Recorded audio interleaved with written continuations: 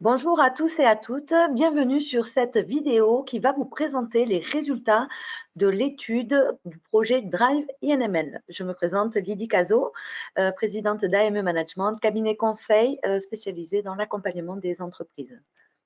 Bonjour, je m'appelle Jacques Biwell, je suis étudiant en commerce international et j'ai assisté au déroulement de ce projet euh, de diagnostic international dont nous allons vous remettre les résultats. Dans le projet Drive INML pour International Niche Leader Market est un programme européen qui vise à accompagner les entreprises sur leurs projets d'internationalisation. Dans ce projet, donc, nous visons l'amélioration de la compétitivité des entreprises, notamment en zone transfrontalière, grâce à leur leadership sur les marchés de niche. Dans les acteurs du programme, nous allons retrouver Axio. C'est l'Agence pour la compétitivité et l'innovation des organisations situées en Catalogne. Nous retrouverons également Biscara. Biscaya, qui est en Biscay, à peu près à Bilbao, c'est à peu près la même chose qu'Axio. Ils accompagnent les sociétés de cette région avec leur développement à l'international, leurs projets de recherche et développement, etc. Invest in Andorra. Bien sûr, Actua, qui est l'équivalent de cette même organisation en Andorre. Et pour finir, donc, le Big Crescendo que nous représentons aujourd'hui. Big Crescendo pour Business Innovation Center est un opérateur privé qui accompagne les entreprises et les entrepreneurs sur un aspect innovation et entrepreneuriat. Donc, les BIC, Business Innovation Center, sont au nombre de 193 en Europe et 43 en France. Aujourd'hui, nous allons donc vous présenter les résultats de ce diagnostic avec l'équipe de coordination du projet, le projet Drive INML dans son détail, les résultats de l'étude grâce au questionnaire que nous avons administré, que ce soit sur notre territoire Haute-Pyrénées, Occitanie, mais également avec les autres acteurs du programme européen. Enfin, nous vous présenterons le calendrier des activités avec ses séminaires et ses formations. Et enfin, notre outil, notre plateforme de mise en relation et d'échange B2Match. Donc, comme présenté au préalable, nous sommes avec plusieurs partenaires au sein de ce programme européen situé au Pays Basque espagnol, en Catalogne, en Andorre et également avec Plein Sud Entreprises qui nous accompagne en lien avec Crescendo. Les objectifs du programme Drive INML étaient d'abord de connaître la trajectoire, les efforts et l'engagement des entreprises qui sont aujourd'hui présentes sur ces marchés de niche. Nous avons, à travers ce diagnostic, identifié les modèles de comportement, les actions et les attitudes qui ont permis à ces entreprises d'avoir des réussites sur les marchés internationaux. À partir de ce diagnostic, donc, l'objectif était de pouvoir transformer ces bonnes pratiques pour accompagner de nouvelles pépites. Également, pour les entreprises ayant participé au programme, l'objectif est d'ouvrir un forum de rencontre pour que nos entreprises transfrontalières puissent se rencontrer, échanger et pourquoi pas développer des activités ensemble. Enfin, l'objectif du programme est également de concevoir des types de soutien et de services en fonction des entreprises et de leurs besoins afin de les accompagner sur les marchés internationaux. Dans les phases du projet, donc, la première phase a consisté à analyser des entreprises qui répondaient aux critères INML. On reviendra un peu plus loin sur ces fameux critères. Nous avons filtré ces entreprises afin ensuite d'administrer des questionnaires qui nous a permis, pour la quatrième phase, d'analyser ces facteurs clés de succès. Dans la cinquième phase, donc, l'identification et le développement de programmes et de services, notamment, qui seront proposés par le Big Crescendo. Enfin, le développement de ce programme pilote qui va permettre ensuite de pérenniser un service d'accompagnement. Enfin, le développement de programmes spécifiques pour la zone transfrontalière. On parlera ici des échanges possibles que nous avons entre toutes les entreprises du programme. La première phase a donc été de définir les caractéristiques d'une INML. Qu'est-ce qu'une société internationale présente sur un marché de niche et qui en serait le leader? Donc déjà, ce sont des entreprises qui ont des chiffres d'affaires de moins de 100 millions d'euros avec des taux de croissance soutenus dans le temps. Pour les marchés, il n'y avait pas de secteur prédéfini, néanmoins un positionnement fort sur des activités industrielles. Au niveau de l'internationalisation, les entreprises que nous avons sondées avaient une présence forte à l'international à travers un chiffre d'affaires de plus de 40% de leur activité. Ce sont des entreprises en général donc, qui sont plutôt dans l'industrie, qui ont également une appétence à l'innovation et qui poursuivent en permanence de la recherche et développement. Le modèle de croissance est en général plutôt organique que par acquisition et plutôt concentré sur une activité avec assez peu de diversification.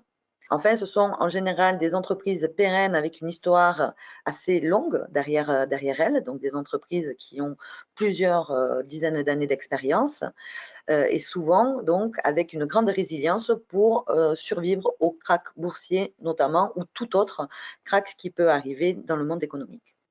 Afin de procéder de façon logique dans la remise de ces résultats, on a procédé avec une logique en entonnoir, en commençant par bien sûr des éléments généraux comme le chiffre d'affaires, par exemple le secteur et la typologie de l'offre. Ensuite, on s'est spécifié dans des sections un peu plus pertinentes comme par exemple les menaces à l'avenir, les défis que nous verrons bien sûr dans un second temps.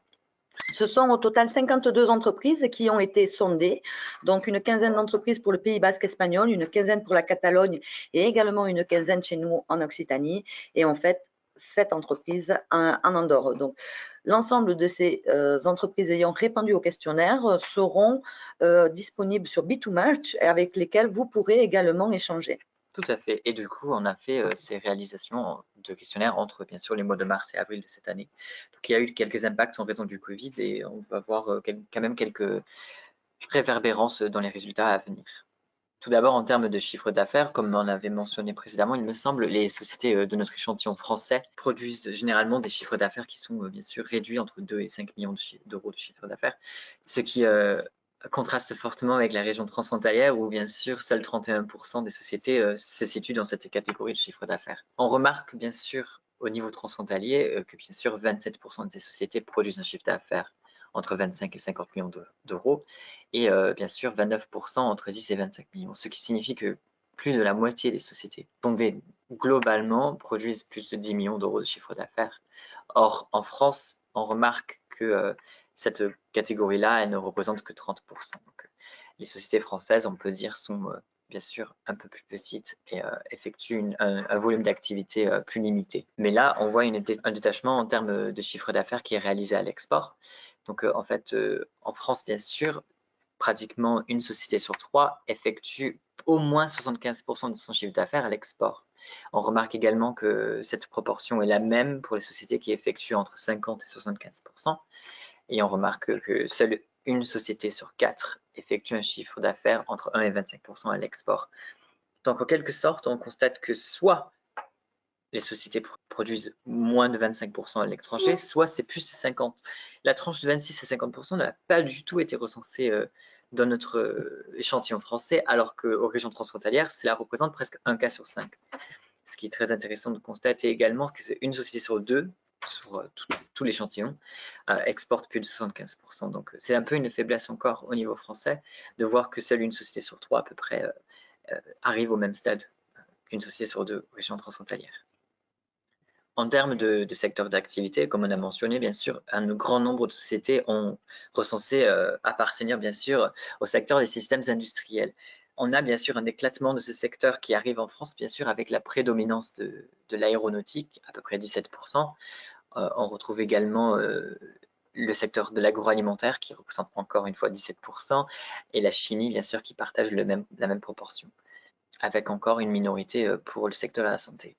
Hormis cela, dans l'échantillon transfrontalier, on trouve une prédominance aussi bien sûr, de systèmes industriels, mais également de sociétés qui sont sur un secteur du design et de la chimie, bien sûr, qui tient la même proportion que la mobilité. La typologie de l'offre est quasiment la même, que ce soit en France ou bien sûr parmi toutes les autres sociétés recensées. C'est en raison de la définition d'une INML qui généralement effectue une activité B2B envers des clients professionnels, industriels, et moins des clients particuliers. Mais tout de même, on recense une présence de B2C. Un B2C qu'on va retrouver notamment dans l'agroalimentaire concernant l'échantillon français. En termes de typologie de clients, bien sûr, on a encore une fois un alignement ici entre la région globale et l'échantillon français, quand on constate que le client final utilisateur est généralement le client auquel nos sociétés ont principalement affaire. On voit également le recours à des distributeurs, ce qui signifie bien sûr une logique d'internationalisation de premier degré, c'est qui est de trouver des distributeurs, bien sûr, à l'étranger pour faciliter le développement de la présence commerciale à l'étranger. Mais il est tout de même important de mentionner la présence d'installateurs et de grossistes qui permettent aussi une implantation peut-être, on va dire, un peu plus progressive, mais qui est quand même un peu plus avancée qu'au stade du distributeur. En termes de connaissance du marché global et plus précisément de son volume, on remarque qu'en France, on est vraiment à 50-50 qui connaissent bien sûr le volume de leur marché et 50 qui ne disent ne pas le connaître. Cela s'explique effectivement du fait que ce sont des marchés de niche pour lesquels peu de données sont connues en termes de volume. Peu d'études réalisées sur des marchés de niche. Donc, ce sont en général des études qui ont été commanditées spécialement à l'aide de partenaires économiques pour réaliser ces études et connaître le volume de marché au niveau mondial. Il y a également très peu d'acteurs sur ces secteurs, donc ça complique davantage la tâche. En termes de maturité du marché national, on voit qu'en France, on a un avantage dans le cas de la croissance. 64% des sociétés se recensent être sur un marché en croissance au niveau national, alors qu'au niveau transfrontalier, ce nombre n'est que de 36%. On a bien sûr au niveau transfrontalier un déclin qui est principalement recensé 38% des cas, alors qu'en France, on retrouve ça que dans 9% des cas. Justement, la slide suivante, c'est sur la maturité du marché global où on va voir bien sûr un volume beaucoup plus important de marchés en croissance à l'international. Et c'est donc en allant sur ces marchés internationaux que les entreprises vont chercher un relais de croissance. Donc, ça représente 80% des marchés internationaux pour l'échantillon français et 62% de marchés en croissance pour l'échantillon transfrontalier. Donc, sur quel marché exportent les sociétés qui sont situées en France et bien sûr celles qui sont transfrontalières? On constate du coup des partenaires, bien sûr, commerciaux situés principalement en Europe. 13 des 15 sociétés de notre échantillon exportent en Europe. Ça fait à peu près 86% de nos sociétés, mais ça fait 26% à peu près du volume d'exportation, ce qui est un petit peu plus en sus du chiffre transfrontalier qui est de 21,9%. On constate également des partenaires principalement situés en Amérique du Nord. 10 sociétés sur les 15 exportent là-bas, alors que sur le transfrontalier, on constate que seuls 22%, il me semble, des exportations sont destinées à l'Amérique du Nord. On va voir également une dynamique sur le marché africain plus fort en France, avec beaucoup plus d'exportation vers l'Afrique que ce que l'on peut retrouver dans l'échantillon transfrontalier. Cela peut être dû aussi à des barrières de la langue, puisqu'on va retrouver dans les pays africains où le développement international s'opère le plus des pays francophones. Tout comme on a pu remarquer dans l'échantillon transfrontalier, donc un développement en Amérique du Sud plus fort que dans notre échantillon, dû également à la langue espagnole en fait, qui est partagée entre ces pays. En termes de canaux de vente, donc on retrouve bien sûr la présence de distributeurs qui est bien sûr l'interlocuteur principal pour un export à l'étranger. On retrouve ça dans 6 cas sur les 15 en France. Ça revient à peu près, il me semble, à 33% aux régions transfrontalières. Donc on voit que c'est une société sur 3, alors qu'en France c'est plutôt une société sur 2. On a la présence également d'agents commerciaux dans le cas d'une société sur 2 en France, une sur 3 en transfrontalière. Le désavantage ici, c'est qu'en France, on a un recours minoritaire à la filiale et à la joint venture. Bien sûr, on voit ça dans 3 cas sur 15. Ça fait à peu près 20%. Oui. Alors qu'en région transfrontalière, ça représente 17%. Donc, ça se aligne un peu. On va constater également qu'il s'agit d'un lien avec la maturité des entreprises et leur pourcentage d'exportation sur le chiffre d'affaires.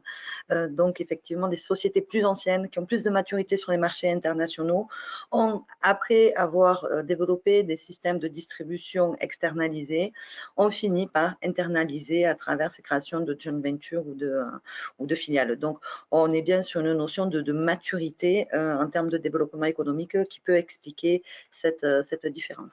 Pour les services présents à l'international, donc là aussi, effectivement, on va voir cette différence sur l'échantillon français qui a principalement donc des activités commerciale présente à l'international, alors que sur l'échantillon transfrontalier plus mature, nous allons retrouver des productions, des services de production, des services commerciaux toujours, mais également des services de gestion de ressources humaines dus à l'implantation de ces filiales à l'international. Voilà. Également, on peut constater des services juridiques ou de comptabilité, de finances qui peuvent bien sûr se traduire par un stade de développement international plus avancé, bien sûr, que nos sociétés qu'on a recensées en France. En termes d'outils de financement qui ont été utilisés pour ces projets d'internationalisation, on recense principalement un recours à l'autofinancement. De même pour la région transfrontalière où ça représente 48% des cas.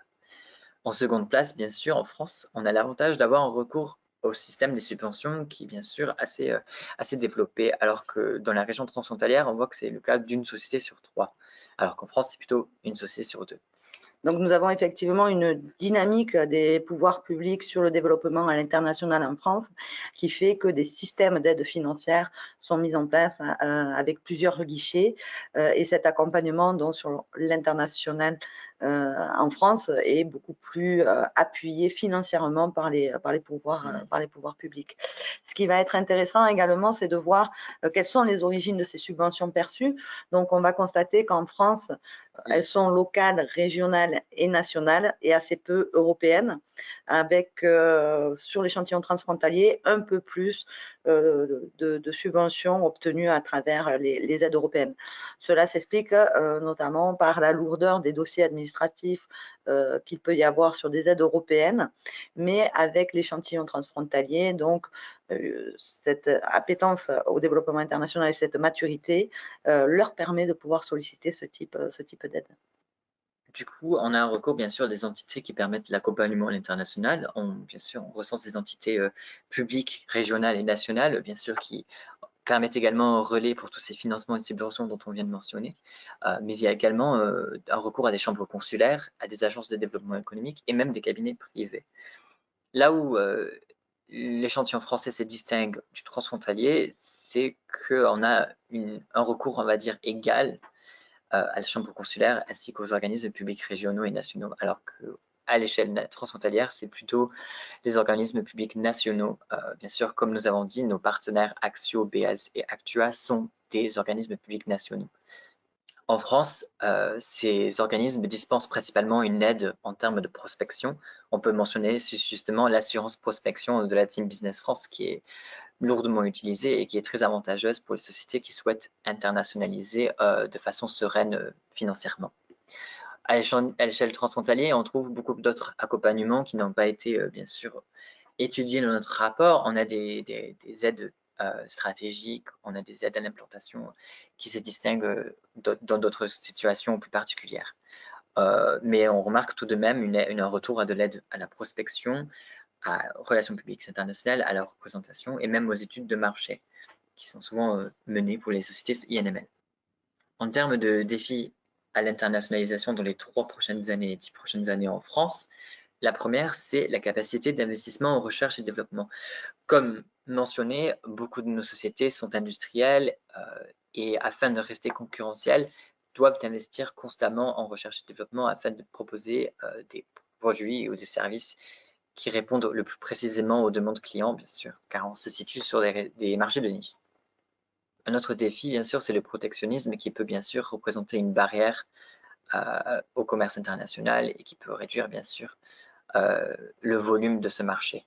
On peut également recenser des défis de digitalisation et liés à la présence géographique, l'éloignement, on va dire, des marchés du fait de leur distance géographique. Au niveau transfrontalier, on a une prédominance bien sûr du défi de la digitalisation, recensé dans presque 1 cas sur 4 et 1 cas sur 5 dans les 10 ans. On a également bien sûr la capacité d'investissement recherche et développement, mais en supplément à cela, les défis liés à l'éloignement géographique et à l'absence de présence sont beaucoup plus importants dans les 10 ans et dans les 3 ans. Donc, effectivement, le questionnaire a été aussi administré dans une période particulière, hein, puisque nous sommes dans la crise sanitaire de la Covid, qui amène également des interrogations pour les dirigeants d'entreprise sur l'avenir de la présence sur les marchés internationaux et ses capacités de déplacement. Donc, on a vu clairement que l'actualité orientait aussi les questions sur ces craintes dans l'avenir. Absolument. En termes de menaces à l'avenir, elles sont principalement économiques, liées bien sûr principalement à l'incertitude des marchés en termes de devises étrangères, d'inflation, de fluctuations, ça peut être même de modification du paysage concurrentiel. En lien à cela, on trouve des menaces de manque de liquidité en France, bien sûr, manque d'accès aux clients, de sources de financement, de cash flow par exemple, et également des menaces technologiques qui sont liées principalement à la transformation numérique, comme on a mentionné juste avant. Au niveau transfrontalier, on a en plus la menace générationnelle qui peut être liée bien sûr à la succession de l'entreprise dans le cadre peut-être d'une détention familiale par exemple, ou d'un renouvellement de la direction. Voilà, pour les premiers résultats de l'enquête et cette première analyse, dans les choses aussi intéressantes qui a été relevée, qu'on ne vous a pas présenté ici sur les slides, c'est cet historique en fait des premiers marchés internationaux pour les entreprises étudiées. On s'est rendu compte de deux choses. C'est que premièrement, les premiers marchés internationaux pour les entreprises qui ont été sondées n'étaient pas issus d'une stratégie de développement à l'international, mais plutôt d'une opportunité en accompagnant des clients d'entreprises sur ces marchés internationaux. On s'est rendu compte également qu'il y avait peu de formalisation de la stratégie de développement, mais plutôt ces opportunités liées aussi à la connaissance du marché. C'est-à-dire que nos entreprises de l'échantillon français se sont déplacées dans les pays cibles pour rencontrer les distributeurs, les clients, les utilisateurs finaux. Et c'est ça qui a fait qu'elles ont pu développer du business avec ces entreprises-là. Ce que nous proposons maintenant aux entreprises participantes, celles qui ont répondu au questionnaire donc, et également les 5 pépites que nous accompagnerons à travers un programme d'accompagnement qui débutera en septembre 2021, c'est d'abord cette analyse stratégique du développement à l'international que nous venons de vous présenter. Nous vous proposons également de pouvoir faire du réseautage d'affaires à l'international à travers la mise en relation avec la 50aine d'entreprises participant au programme. Nous vous proposons également des séminaires et des formations sur les sujets de stratégie d'entreprise et tous les sujets liés à l'internationalisation. Ces séminaires et formations ainsi que le réseautage seront disponibles sur l'outil B2Match dont on vous parlera un petit peu plus loin. Enfin, nous vous remercions de votre implication dans l'élaboration des politiques de développement et des nouveaux services que nous mettons en place au sein du BIC Crescendo. Et nous sommes ravis d'avoir pu échanger avec vous sur vos facteurs clés de succès et également vos attentes pour poursuivre ces développements à l'international. La prochaine séance programmée, bien sûr, via la plateforme B2Match, aura lieu le 22 juillet à peu près à 10 h du matin. Elle a pour thème l'expansion au-delà de nos marchés actuels. Elle parle bien sûr des conditionneurs de l'internationalisation avec le contexte actuel, comment faire en fonction des ressources et des capacités, est-ce qu'on a des attitudes et des aptitudes, comment est-ce qu'on évalue la situation actuelle avant d'aller à l'international. Bien sûr, cela a un effet sur l'élaboration de la stratégie. Est-ce qu'elle est réelle? Est-ce qu'elle peut être conçue? Est-ce qu'on peut avoir un plan d'action pertinent? Dans l'élaboration de ce document, bien sûr, il faut cibler des pays avec de la priorisation, avec bien sûr l'exemple de l'expansion dans un pays en particulier. Il est nécessaire dans ce cas-là de connaître le pays, de connaître le marché, de connaître l'idiosyncrasie qui va avec et comment on peut bien sûr matérialiser cette exportation, cette internationalisation prévue. Voilà, nous vous enverrons une invitation à Outlook par rapport à cette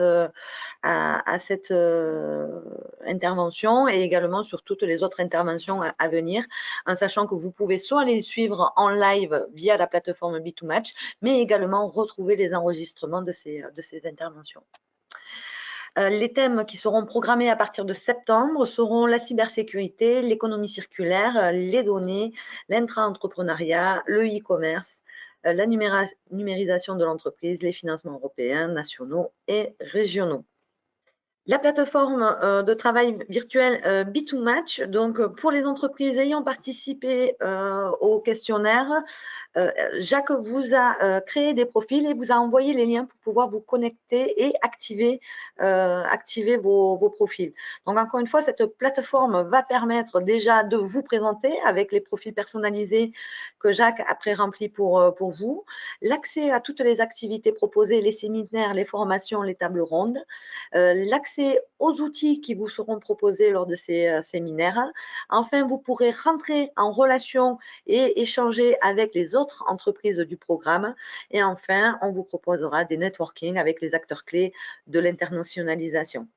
Si vous avez des questions, vous n'hésitez pas à revenir vers nous en contactant Jacques sur l'adresse drive-inml@ame-management.com. Vous avez déjà des mails de Jacques dans vos boîtes de réception. Nous vous remercions beaucoup. Nous espérons que vous aurez vu cette vidéo jusqu'à son terme. Nous sommes à votre disposition pour tout renseignement complémentaire et pour vous accompagner, encore une fois, dans ce programme d'internationalisation. Merci beaucoup.